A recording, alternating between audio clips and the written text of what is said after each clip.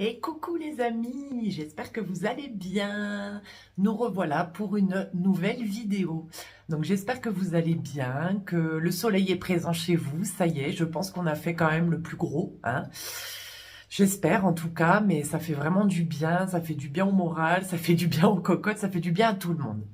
Et donc du coup, nouvelle vidéo donc sur le langage symbolique des fleurs et des plantes. Donc je tenais à vous remercier pour votre participation parce que c'est vrai que je savais pas trop quoi faire. Bon, je vous avais dit sur la fin de la vidéo de la deuxième partie du plan de tour que je voulais faire une vidéo donc un petit peu particulière. Vous savez que j'aime bien faire certains types de vidéos. Euh, je vous avais pas dit quoi, donc c'était voilà le langage symbolique des plantes et des fleurs qui m'a énormément intéressée ces derniers temps. J'ai trouvé énormément d'informations, j'ai fait quand même pas mal de recherches aussi, parce que c'est vrai que quand on va un petit peu sur Internet, etc., on va sur un site qui nous en emmène sur un autre, et puis on découvre plein de choses. Donc j'espère que ça vous plaira autant que ça m'a plu de faire cette découverte. Et je voulais aussi vous souhaiter une belle et joyeuse Saint-Valentin. Donc, comme j'ai dit sur Instagram, c'est vrai que l'amour est vaste et universel. Donc, bien sûr, je vous souhaite une bonne Saint-Valentin entre amoureux et amoureuses, mais aussi une belle Saint-Valentin avec vos proches, vos familles, vos amis, vos plantes, vos animaux et aussi, surtout, le plus important, l'amour de soi. Voilà, donc je vous souhaite beaucoup d'amour et de bonheur en tout cas, avec tous vos petits êtres, quels qu'ils soient. Voilà, et surtout avec vous-même. Voilà mes amis. Donc du coup, écoutez, on va commencer. Donc du coup, je me suis fait quand même une sacrée feuille, hein, quand même. Mais parce qu'il y avait tellement de choses à dire que, voilà, pour essayer un petit peu aussi de me structurer, hein, vu que vous me connaissez, j'ai tendance à partir un peu partout. Donc du coup, et puis vu que j'ai une mémoire de poisson rouge, hein, il faut dire ce qui est. Du coup, voilà, je préfère avoir ma feuille en bonne écolière que je suis. Voilà, donc en fait, je voulais parler donc du coup, on va commencer par le langage symbolique des fleurs. Donc c'est vrai qu'on connaît tous et toutes certaines symboliques par rapport aux fleurs. Donc comme par exemple pour ce jour qu'est la Saint-Valentin, on voit beaucoup de couples qui s'offrent des roses rouges, donc qui est aussi le symbole de l'amour par excellence, de la passion, de l'amour durable. Et c'est un petit peu, voilà, c'est dans ce sens-là que je veux aller en fait. Chaque plante, chaque fleur, depuis quand même fort longtemps, depuis la nuit des temps, a une signification particulière qui s'est affinée avec les cultures, avec le temps. Et je voulais vraiment partager voilà, ce côté-là. Alors, le langage des fleurs a un nom. Donc, chose que je ne savais pas. Et donc, du coup, j'ai été voir un petit peu aussi l'histoire, on va dire, de cette appellation. Donc, c'est la floriographie. Donc, la floriographie, qu'est-ce que c'est? En fait, voilà, c'est le langage symbolique des plantes. Donc, c'est une... comment dire? C'est une pratique, en fait, qui vient d'Asie, de Turquie, Perse et Moyen-Orient. Donc voilà, depuis, c'est vraiment une pratique ancestrale et qui a été introduite en fait au 19e siècle pendant l'ère victorienne.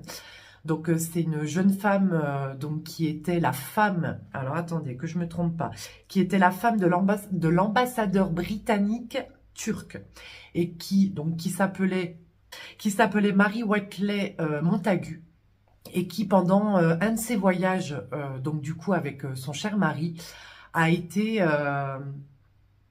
très passionnée, on va dire, par ce langage des fleurs et qui donc ça a été quand même l'inquisitrice de cette pratique qu'elle a ramenée donc en Angleterre. Et en fait c'est elle, en fait, qui a commencé vraiment la floraison de la floriculture anglaise. Parce que c'est vrai qu'il faut savoir que pendant l'ère victorienne, c'était quand même une époque où il y avait quand même beaucoup de choses interdites, notamment l'amour qui était quand même tabou. Euh, le flirt en direct, n'en parlons même pas, là c'était oh, Satanas. La conversation, le questionnement, donc c'était vraiment, il y avait beaucoup d'inégalités sociales aussi, donc elle a vraiment permis de s'exprimer, d'exprimer ses sentiments et ses émotions par cette pratique qu'est la floriographie. Donc ils utilisaient, du coup ça a eu une expansion assez incroyable pendant cette ère victorienne, et du coup les gens pouvaient exprimer leurs sentiments par la couleur des fleurs, par la variété, par le nombre aussi dans les bouquets, et aussi par exemple, que j'ai trouvé très intéressant, c'est assez pointu quand même, selon la main dans laquelle on offrait le bouquet, ça voulait soit dire oui, soit dire non, par exemple. Si on offrait le bouquet dans la main droite de la personne choisie, ça voulait dire oui, et inversement, si on l'offrait dans la main gauche, ça voulait dire non. Voilà, à une question, etc. Les amoureux pouvaient aussi, ça concernait quand même beaucoup l'amour, hein. Mais les amoureux pouvaient aussi, voilà, du coup, exprimer leurs sentiments qui étaient cachés, qui ne pouvaient pas être révélés au grand jour. Donc voilà, donc cette fameuse jeune femme a été, en tout cas pour ce qui est de l'Angleterre, a été l'inquisitrice. Et dans le temps, il y a eu énormément d'affinement, on va dire, de la floriographie. Donc il y a eu des bouquins, il y a eu énormément de choses. Ça s'est perdu bien sûr avec le temps parce que à notre ère, voilà, on a les réseaux sociaux, on est ultra connectés. Il y a Internet, voilà, donc voilà, on peut s'exprimer très librement. Parfois trop, parfois je dirais même. Mais voilà, on peut s'exprimer en toute liberté, chose qui n'était absolument pas le cas à l'époque. Et au Japon, donc du coup, ça a un nom bien spécifique. Dans la culture japonaise, on donne un sens aux fleurs qui est appelé le kotoba. Hana kotoba. Donc voilà, donc c'est vrai que ça a traversé énormément de cultures, de civilisations, et ce depuis voilà, des milliers d'années. Donc c'est vraiment très intéressant en fait. Vraiment. Et donc je pense que par rapport à ça, j'ai fait le tour. Et par rapport aux plantes, à la signification symbolique, enfin à la symbolique de nos chères plantes d'intérieur, de nos chères cocottes, c'est un peu plus basé sur quelque chose d'un peu plus spirituel, on va dire. Voilà, on va dire que la signification des plantes dans nos intérieurs est beaucoup utilisée dans le feng shui. Donc, il y a une pratique asiatique, hein, chinoise, hein, c'est un art millénaire, hein, il faut dire ce qui est. Donc, c'est en fait le feng shui, si vous voulez, ça a été une accumulation de connaissances entre le visible et l'invisible. Donc, en fait, on l'utilise en fait pour améliorer son habitat. Voilà, donc comme vous le savez bien sûr, les plantes sont des êtres vivants, bien évidemment, au même titre que nous, êtres humains ou les animaux, et chaque être vivant dégage une énergie qui lui est propre, dégage des émotions, un caractère. Et en fait, le feng shui, ça permet en fait, si vous voulez, par la disposition par exemple des meubles, le fait d'introduire des plantes, le fait de choisir des couleurs bien spécifiques pour les murs, ça permet de faire aussi circuler les énergies sans qu'il y ait d'encombre en fait, que les énergies puissent circuler librement en fait. Voilà, donc c'est hyper intéressant aussi, hein, bien évidemment. Enfin, moi, voilà, je connaissais de nom, mais je m'étais jamais vraiment intéressée. Il y avait certaines petites choses que je connaissais, mais très peu. Et en fait, donc c'est vraiment le feng shui, ça veut dire vent et eau, en fait, voilà. Donc c'est vraiment la circulation des énergies dans son habitat pour que nous, on puisse se sentir bien, au mieux, en fait, avec ses propres couleurs. Il y a aussi, voilà, la disposition des meubles par rapport aux différents points cardinaux. Enfin, après, c'est assez aussi pointu parce qu'il y a aussi, dans le feng shui, il y a le yin et le yang, le qi aussi. Voilà, donc bon, on va pas aller sur ce terrain-là parce que là, c'est assez Voilà, c'est encore une autre histoire, mais on l'utilise beaucoup. En fait, selon... Et puis, c'est vrai que les plantes, voilà, pour moi en tout cas, je suis quand même... j'ai toujours été persuadée qu'elles dégageaient leurs propres énergies et leurs propres émotions et sentiments. Donc c'est vrai que aussi on peut les utiliser quand on les offre à quelqu'un, on offre une plante à quelqu'un, ça a une signification aussi bien particulière. Donc pareil qui s'est affiné avec le temps, dans différentes cultures, dans différentes époques. On retrouve la symbolique des fleurs et des plantes dans les textes de la Bible, dans les peintures, dans les pièces de théâtre de Shakespeare, dans beaucoup de choses. Donc c'est vraiment quelque chose qui est bien plus vieux que nous, pour le coup. Et du coup, je vous ai... en fait, je vous ai fait une petite liste en fait des différentes plantes, voilà, et leur signification. Et pareil pour les fleurs. Après, j'ai pas fait une liste énorme parce que je pense que voilà, si ça vous intéresse, vous pourrez comme ça aller voir un petit peu les différentes significations qu'on sait belles. Voilà, donc je vous ai je vous ai trouvé quelques significations. Alors pour les fleurs, j'ai surtout fait les couleurs déjà. Donc j'ai fait en général, hein, voilà. Donc les fleurs rouges, donc voilà, rouge comme l'amour. Alors ça y est, voilà, c'est la Saint-Valentin. Alors, les fleurs rouges, c'est l'affection, le respect, l'amour et la passion. Donc, quand on offre des fleurs rouges, voilà ce que ça signifie. Pour ce qui est des fleurs roses, c'est l'élégance, la joie et l'innocence. Pour les fleurs jaunes, alors non, ce n'est pas un signe de cocufiage. Jaune cocu, non, ce n'est pas ça. Les fleurs jaunes, ce sont la joie, le bonheur et l'amitié. Et les fleurs blanches, c'est la pureté, l'humilité et l'innocence. Et alors, je vous ai choisi quelques fleurs que vous pouvez offrir, soit à vous-même, soit à quelqu'un d'autre, hein, qui représentent aussi certains sentiments et certaines émotions qui leur sont propres. Donc, pour l'amitié, vous pouvez offrir une rose jaune, donc, et les frisia. Donc, j'adore ces plantes, enfin ces fleurs, pardon, je vous mettrai une petite photo. Pour ce qui est de la gratitude, vous avez les roses roses, vous avez l'hortensia et les pois de senteur. Voilà, donc à chaque fois je vous mettrai un petit florilège des différentes fleurs. Ensuite, pour l'amour, vous avez la rose rouge et aussi la tulipe. Pour le bonheur et la longévité, vous avez notre cher et merveilleux tournesol, voilà, qui se tourne vers le soleil. Et pour la prospérité et la richesse, vous avez la pivoine. Voilà mes amis. Et donc on va passer, on va dire, à ce qui nous intéresse aussi, et je pense qui vous intéresse aussi beaucoup, c'est nos charmantes cocottes d'intérieur. Donc, alors je vous ai choisi franchement celle qu'on connaissait le mieux et qui allait vraiment vous parler en tant que plante addict. Donc vous avez la Marinta, qui représente la dévotion et la concentration. Voilà. Le Spathiphyllum, qui est l'amour de la nature et de la croissance, ainsi que notre cher ami le philodendron.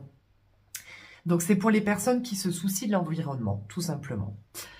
Vous avez la Monstera deliciosa, donc qui représente l'honneur, le respect et la longévité. Donc, c'est pour les personnes qui valorisent ses origines et son histoire familiale.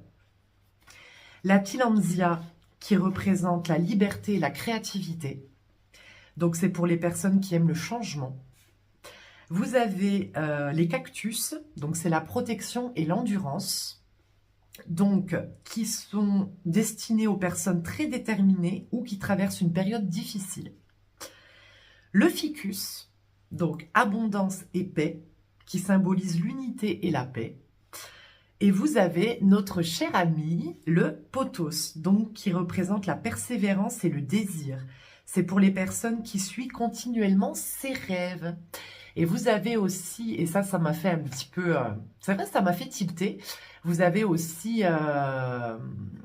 le chlorophytum, donc plante araignée, il disait que on l'offrait souvent aux jeunes gens qui déménageaient en fait, qui avaient leur premier appartement ou leur première maison, et que c'était une plante qui symbolisait la réussite dans son déménagement et dans son début de vie en tant qu'adulte ou jeune adulte.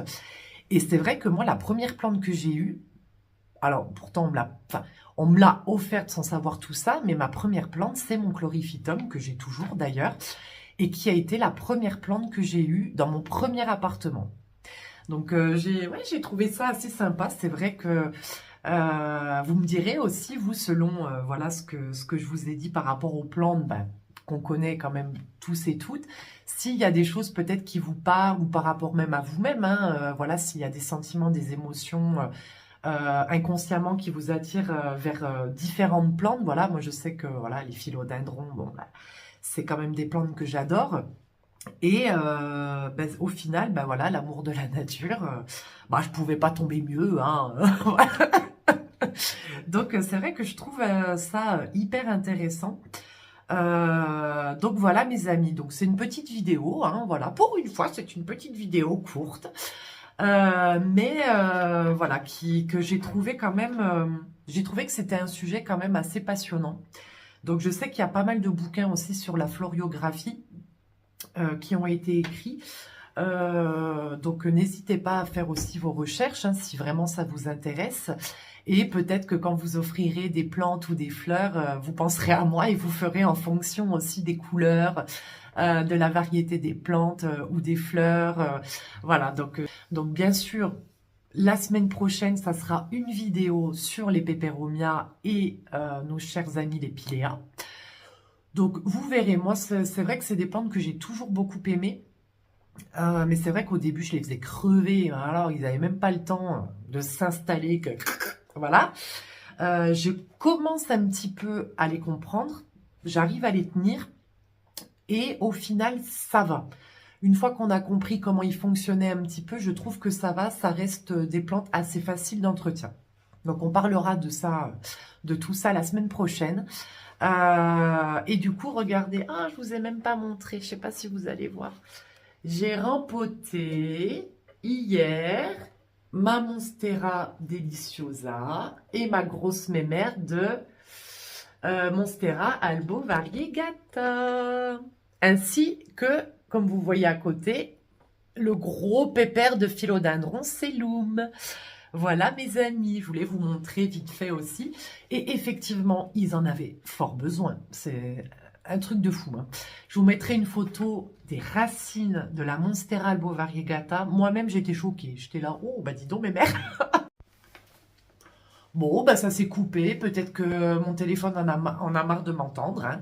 Donc, je disais, voilà, ils en avaient tous les trois besoin et ils avaient vraiment des systèmes racinaires assez, voilà quoi, assez importants. Donc, hier, je crois que j'ai passé 5 heures en tout à rempoter, à tutorer, à faire tout ce que j'avais à faire. Donc, je me suis quand même bien avancée. Donc, je suis très contente et je suis très contente de leur avoir offert les choses dont elles avaient besoin. Donc, voilà, de les bichonner. Vraiment, elles en avaient besoin. Donc, suite au prochain épisode, mes amis. En attendant, écoutez, mes amis, en attendant la semaine prochaine, je vous fais de gros bisous. Je vous embrasse bien fort. Prenez soin de vous, beaucoup d'amour en ce jour qu'est la Saint-Valentin, mais pas qu'entre amoureux et amoureuses, voilà. Comme je vous ai dit, l'amour de tous vos petits êtres, l'amour de soi. Et du coup, on se dit à la semaine prochaine pour de nouvelles aventures plantesques. Et je vous embrasse bien fort. Prenez soin de vous les amis, à bientôt.